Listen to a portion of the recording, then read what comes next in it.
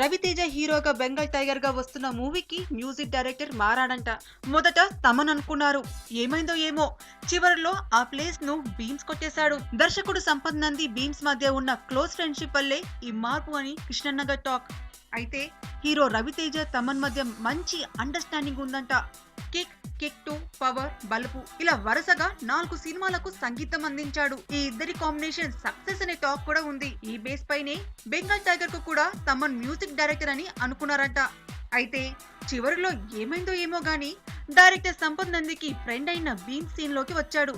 Beams ఇప్పటికే అలా ఎలా, జోరు, నువ్వా నేనా అనే మూవీస్ కి తన బాణీలు అందించాడు. ఓ వైపు హీరోకి హిట్ కాంబినేషన్, మరోవైపు డైరెక్టర్ ఫ్రెండ్.